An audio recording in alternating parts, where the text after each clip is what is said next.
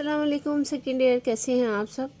उम्मीद करती हूँ खैरियत से होंगे। आज हम अपने नए लेक्चर के साथ अपनी नई वीडियो में अपने यूट्यूब चैनल इस्लामिया स्टडी सूरह तलाक के साथ हाजिर हैं। तो सूरह तलाक को आज हम पढ़ेंगे, समझेंगे और लिखेंगे कि इसमें क्या क्या चीज़ें इंपॉर्टेंट हैं और क्या क्या चीज़ें इंपॉर्टेंट नहीं हैं। ये सारा आपने गौर से देखना है और कुछ भी स्किप नहीं करना। तो शुरू करते हैं। बिस्मिल्लाहिर्रहमानिर्रहीम।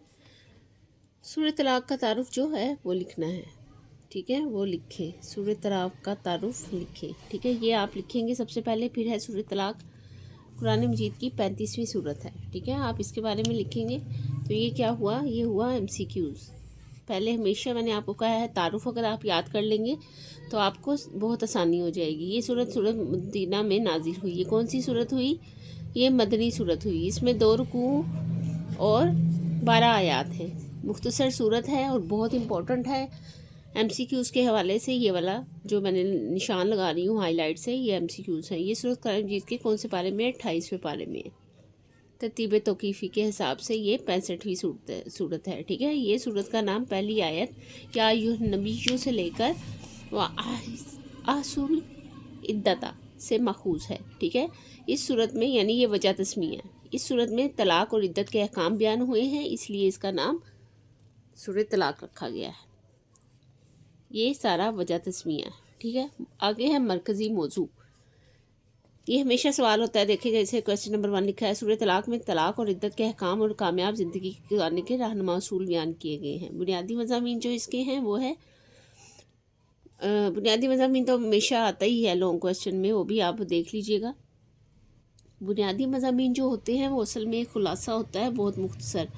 मैं आपको हमेशा जो भी सूरत होती है उसका खुलासा मैं पढ़ा रही हूँ, तब तक मैं इसको डिस्क्रिप्शन में ऐड कर देती हूँ और इसके इम्पोर्टेंट चीज़ें भी वो आप देख लीजिएगा वहाँ से, ठीक है।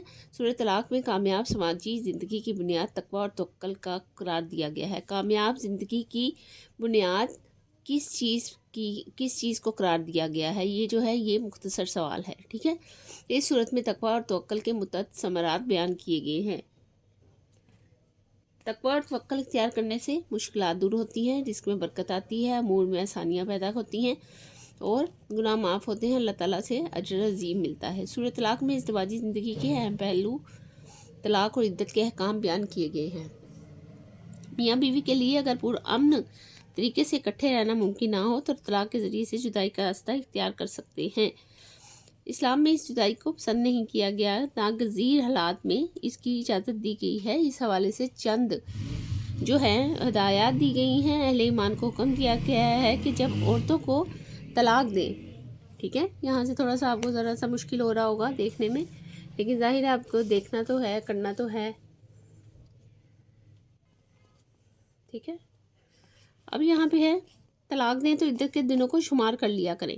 औरतों को घर से ना निकालें, ना औरतें खुद घरों से निकलें और ज़िंदगी के फ़ैसलों में हर मरहले पर अल्लाह ताला से डरते रहें। आगे है हज़रत अब्दुल्ला बिन रज़ियल्लाहु तआला अन्हुमा से रवायत है कि आप खातमुन नबिय्यीन सल्लल्लाहु अलैहि वसल्लम ने फरमाया, अल्लाह ताला के नज़दीक हलाल चीज़ों में सबसे ज़्यादा नापसंदीदा तलाक है। सुनन नबी दाऊद की 2178 पर ये हदीस मौजूद है।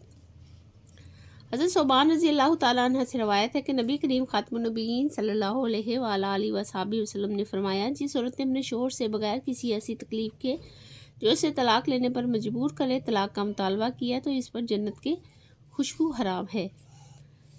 सुनन नबी दाऊद 2226 पर यह हदीस मौजूद है। इस सूरत में तलाक की इद्दत के दौरानिया की वजाहत की गई है। इद्दत से मुराद वो अयाम है जो शोहर के मर जाने या तलाक देने के बाद औरत गुजरती है। इस सूरत के आखिरी हिस्से में ये तलकीन की गई है। अब यहाँ पर ये क्या आएगा, इद्दत से क्या मुराद है, ये क्या आएगा, ये मुख्तसर सवाल या मुख्तसर जवाब, जो भी आप इसको इजीली लें।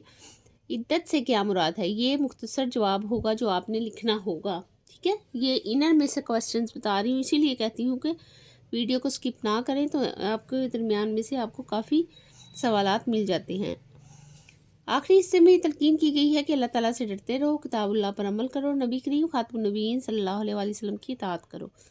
ये हदायत दुनिया में भी तुम्हारे दिलो दिमाग को रोशन रखेंगी और आखिर में भी तुम्हारी कामयाबी का बाइस बनेगी। आगे जो हमारे पास है वो इसका तर्जुमा आ जाता है, लेकिन तर्जुमा हमने इसका करना नहीं है क्योंकि ये आपके सिलेबस में नहीं है। ठीक है, आगे हमारे पास है इसकी एक्सरसाइज हम इसकी देख लेते हैं, एक्सरसाइज कर लेते हैं। अब सूरह तलाक में रुकू जो हैं वो कितने रुकू हैं सूरह तलाक में? सूरह तलाक में 2 रुकू हैं। यहाँ पे मैंने टिक किया है, लेकिन एक बार फिर से आपकी सहूलत के लिए कर देती हूँ। सूरह तलाक में कामयाब समाजी ज़िंदगी गुजारने की बुनियाद करार दिया गया है तवक्का और तवक्कल को। ठीक है, यहाँ पे आप लिखेंगे।